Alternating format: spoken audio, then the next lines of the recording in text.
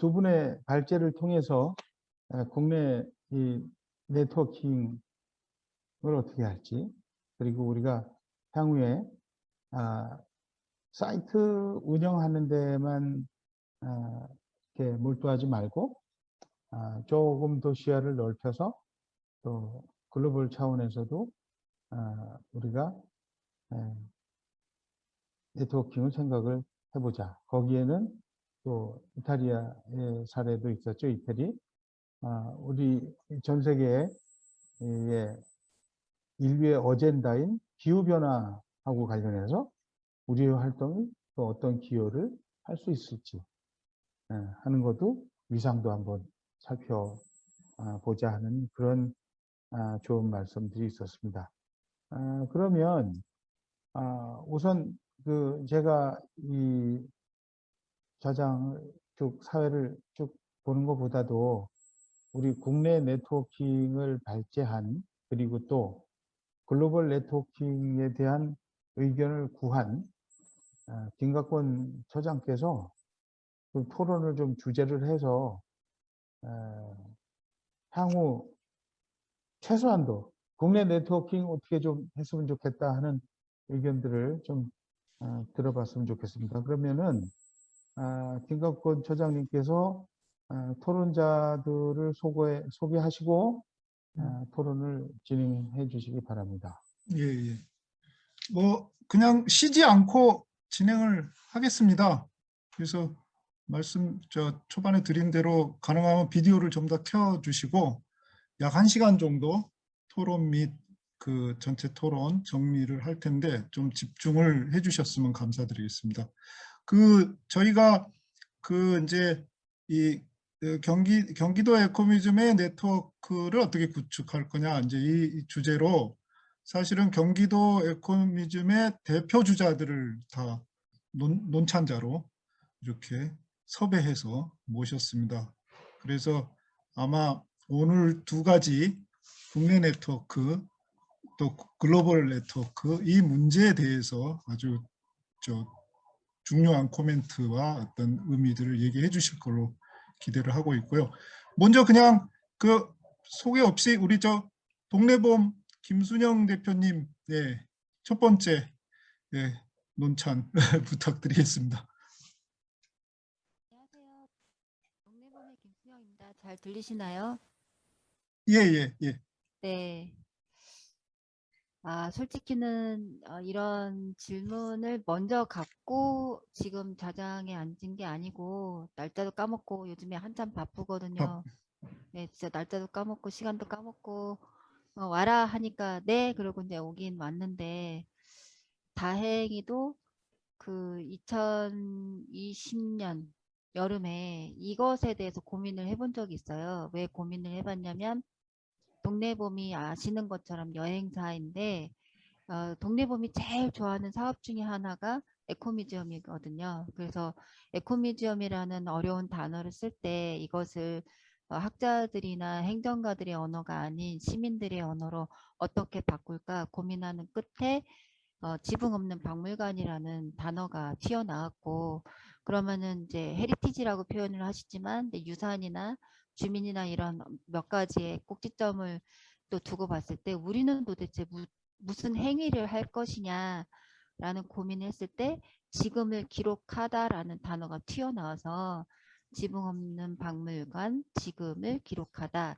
이런 여행을 운영하고 있었는데, 팬데믹으로 모든 것들이 정지된 그 해 작년에 작년은 그러면 어떻게 살아남을 것인지에 대한 고민을 하는 해로 삼자 해서 김포에도 다녀왔고, 그리고 화성에도 다녀오고 강화도 다녀가고 경기만에 해당되는 그 바닷가 마을에 해당되는 그 일대를 화성에도 다 다녀왔는데, 그러면서 저희가 아이디어를 하나 툭 튀어나온 게 뭐냐면 아트프라이즈 강남 거기가 너무 재밌는 거예요. 류재원 감독님이 가구점을 점점으로 떨어져 있는 가구점에 미술 작품을 걸고 참가자들은 거기를 돌아다니면서 내가 점수를 매기고 프라이즈 하는 거죠.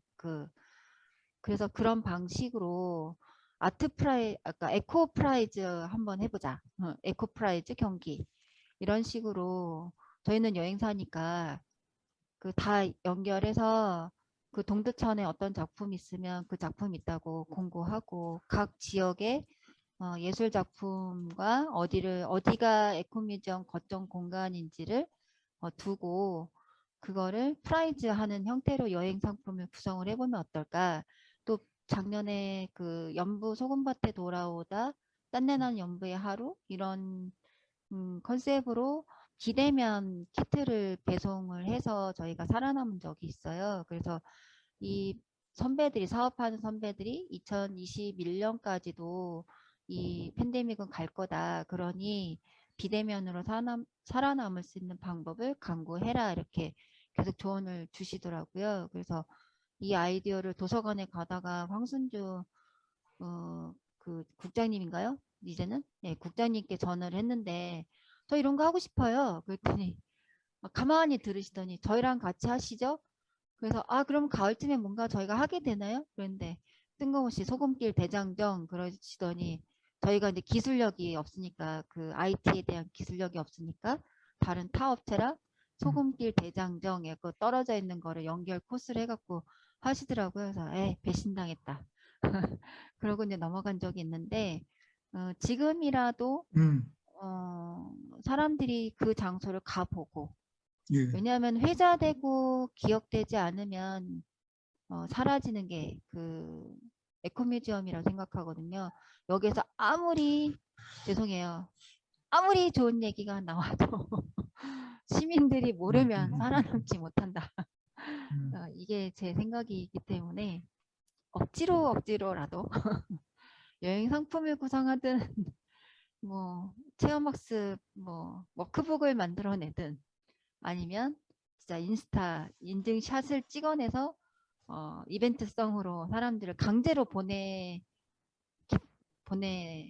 하든지 요즘에 그 한국관광공사에서도 한국 컬렉션 백선 이런 거 많이 지정하잖아요.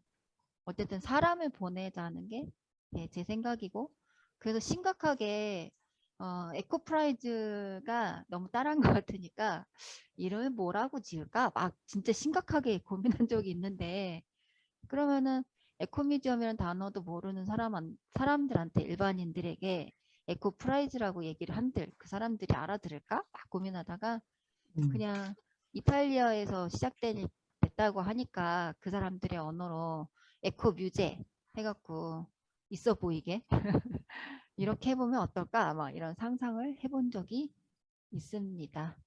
네, 제 이야기는 마치겠습니다. 네. 예. 그 이제 지금 실제로 활동하면서 이제 고충스러운 얘기들 이런 활동에 대한 내용을 좀 설명을 하셨는데 사실은 이제 그거를 네트워크 차원에서 어떻게 정책과 제도와 문화로 연결을 시킬 수 있을 거냐라는 차원의 오늘 그 전반적인 그 의견 토론들이라고 생각하거든요. 말씀하셨던 에코플라이즈라고 하는 그런 어떤 프로그램, 어떤 활동 이런 것들이 아주 이렇게 좀 필요한 역할이다. 이렇게 지금 말씀하신 건지 사실은 좀 이따가 전체를 한번 전체적으로 의견을 다 듣고 한번 또 말씀을 좀 이렇게 청하도록 하겠습니다. 네. 제가 이제 논찬 요청드린 거는 말씀드린 대로 실제로 에코뮤지엄을 어떻게 네트워크할 거냐 하는 문제, 또 이렇게 지속하고 진행을 해 나갈 수 있는 방식이 뭐냐라는 것들에 대한 각 지역 현장의 의견들 또 판단들 이 부분들을 좀 핵심적 내용으로 해서 의견을 좀 이렇게 첨부해 주셨으면 좋겠습니다. 그래서 두 번째는 우리 평택도 경기만 전체를 놓고 보면 가장 그 대표적인 에코뮤지엄 지역 사이트가 된대요. 예, 우리 오민영 국장님 말씀 좀 부탁드리겠습니다. 예, 잘 들리시나요? 예. 예, 반갑습니다. 평택에서 이제 에코뮤지엄 사업을 하면서 좀 어려웠던 거 부터 좀 먼저 말씀을 드려볼게요. 맨 처음에 네트워크 구축 활성화라고 생각해서 일단 지역 네트워크가 안 되고 있다는 생각을 많이 했던 부분이었어요. 저희가 10명의 위원님들을 구성해서 환경, 뭐 생태, 뭐 평화, 역사, 문화, 뭐 예술, 문학 이런 분들을 모셔서 주 1회 이제 회의를 하면서 느꼈던 게 뭐냐면 우리들끼리도 네트워크가 안 된다. 안 되죠. 왜 그러냐면 그 이유 중에 하나가 한 분 한 분 위원님들이 맨 처음에 이 에코미점 사업에 대해서 모여서 회의를 하고 의논을 나누자고 할 때 다들 각자의 생각들이 달랐던 거예요.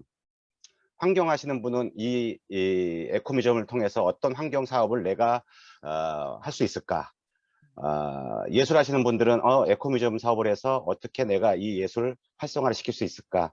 본인들이 갖고 있는 그 달란트를 가지고 이걸 사업을 공동화시키려는 게 아니라 개인적인 조금 좀 죄송한 말씀이지만 좀 이기적인 생각을 갖고 접근을 했다. 그런 부분에서 회의를 하다 보니까 계속해서 갈등이 생기고 하나의 방향성을 갖질 못하고 그런 가운데에서 다른 지역과의 연계 그리고 생각하지 못하는 수준이었던 것 같아요. 그리고 이 과정을 좀 이 10명을 좀 화합하는 과정에서 굉장히 많은 다툼이 있었고 또 이것을 묶어줄 관공서 특히 이제 평택시청에서도 두 군데에서 자기 일이 아니라고 한 거죠. 관광과에서는 관광사업 아니다. 문화예술과는 문화예술과 사업 아니다. 하다 보니까 이분들 또한 같이 개입하고 싶어 하지 않은 이걸 일로만 보고 이 에코미점 사업의 가치를 보지 않고 이거 일로만 봤다는 점이었던 것 같아요. 그래서 이분들은 어떻게 일단 지역부터 좀 네트워크가 되는 것이 참 중요하다라는 부분이고요. 또 하나는 이 지역마다 에코미점을 담당하고 있는 수행 기관들이 각자 다 틀린 기관들인 거예요. 어떤 데서는 뭐 아까 말씀드렸지만 여행사도 있을 거고 문화원도 있고 문화재단도 있고 하다 보니까 이런 기관들의 원래 자기 사업 영역이 에코미점이 아닌 거예요. 에코미점을 담당할 수 있는 전담요원이 있는 것도 아니고 그리고 에코미점 뭐 위원회가 구성돼 가지고 관과 긴밀한 협정 관계를 이루고 사업이나 아니면 그런 성과를 공유할 수 있는 이런 시스템이 안 돼 있는 상태에서 다른 지역과의 시스템을 구축해 나가고 네트워크를 활성화하게 해 나가기는 정말 쉽지 않아 보인다. 그리고 또 지역마다 추구하는 에코미점의 가치가 좀 틀리기 때문에 이 가치를 공유하는 데도 좀 굉장히 어려움을 느낀다.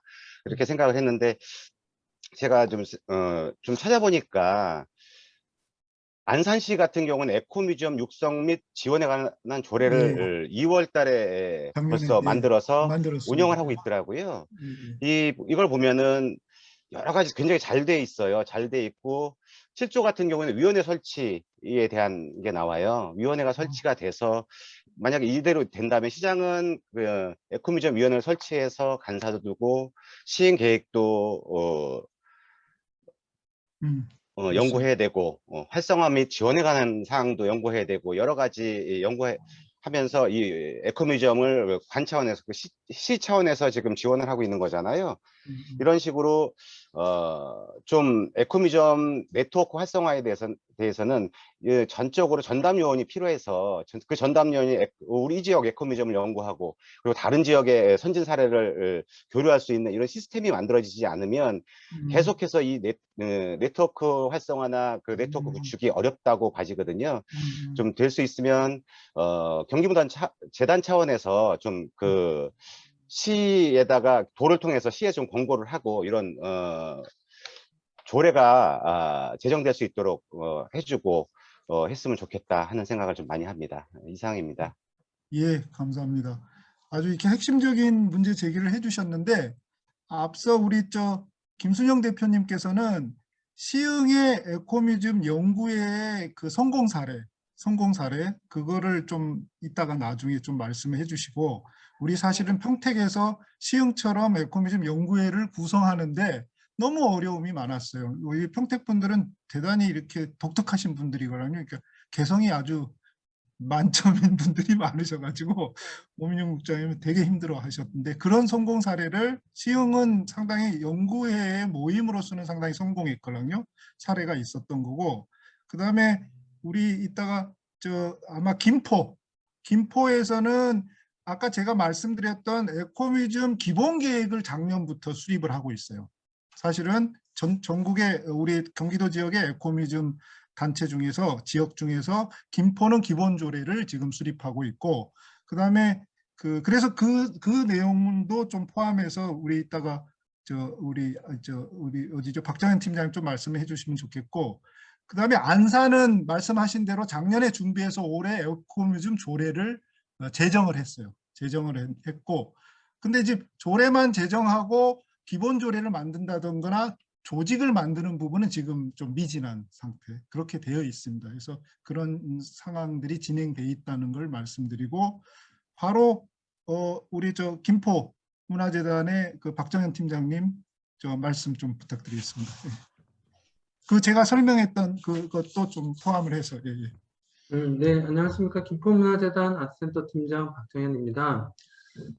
방금 성 소장님 말씀해 주신 내용이 조금 있는데요. 제가 조금 사실 그 내용이 좀 업데이트가 좀 덜 된 것 같습니다. 저희가 사실 김포에서 지금 여러 사업들을 추진하는 과정에서 지금 실행이 안 되고 추진이 안 되고 좀 미흡한 사정들이 굉장히 많이 발생을 하고 있는데요.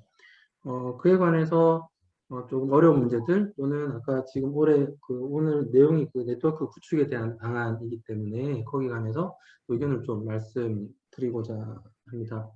우선 먼저 말씀드릴 거는 저희 김포문화재단의 어떤 전체적인 대표 의견은 아니고요. 제가 그동안 그 사업을 진행하면서 이제 가져왔던 이제 좀 개인적이라고는 볼 수는 없지만 그리고 개인적인 의견을 먼저 좀 밝히고 말씀을 드리도록 하겠습니다.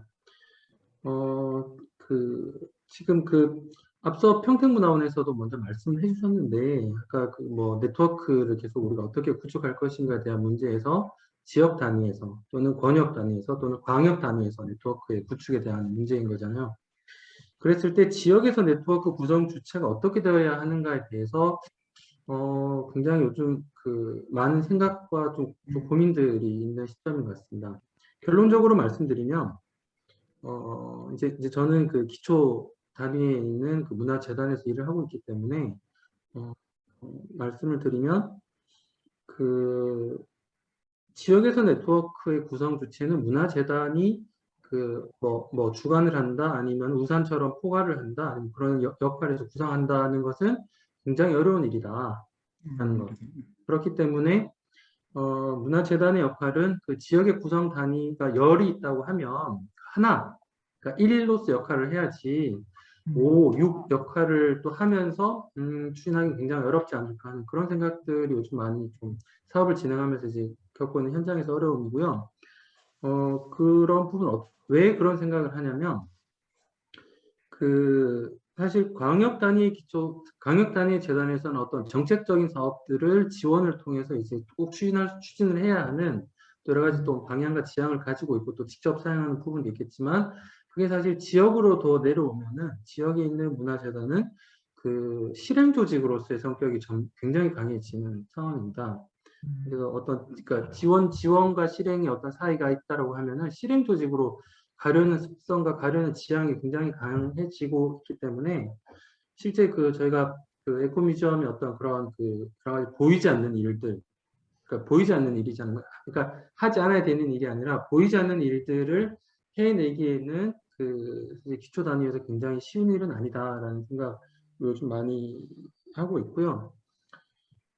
그렇기 때문에 그러니까 결론은 저희가 에코뮤지엄 업무를 담당을 하면서 업무가 어떤 이런 네트워크에 기반해서 어떻게 독립성을 가질 것인지, 지속성이 있을 것인지, 확장성이 있을 것인지가 이것도 활동이 아니라 하나의 업무이자 일로서 맡겨지기 때문에 그런 부분이 굉장히 좀 어려운 부분이 좀 현장에서 좀 있는 것 같은 상황입니다.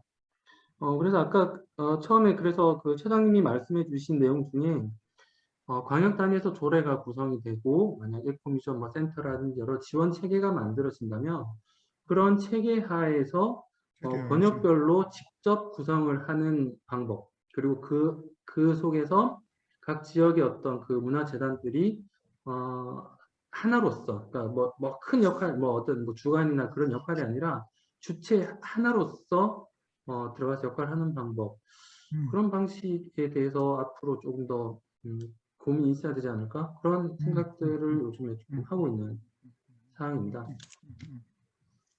네, 이상입니다. 예, 문화재단, 지역 문화재단이 중심이 되는 문제, 네트워크의 중심이 되는 문제에 있어서는 좀 생각을 좀 해봐야 된다라는 그 문제 제기를 해주셨고, 앞서 제가 말씀드렸던 그 김포에서 진행하고 있는 그 기본계획 수립, 그거와 관련해서는 뭐 다른 코멘트 없을까요? 제가 지금 한강 하구를 중심으로 해서 어떤 방향으로 에코뮤지엄을 설정하고 지향해 나갈 것인가에 대한 가장 기초적인 방향과 뭐 사례 같은 부분들은 사실 사실 그 페이퍼상으로 정리되어 있지만 사실 그 페이퍼가 페이퍼만 움직여지진 않잖아요. 실제 움직여지는 뭐 네트워크나 또는 실제 움직여지는 체계를 만들어야 하는데 그 과정에서 지금 조금 어려움을 겪고 있는 사정이라고 보시면 될 것 같습니다.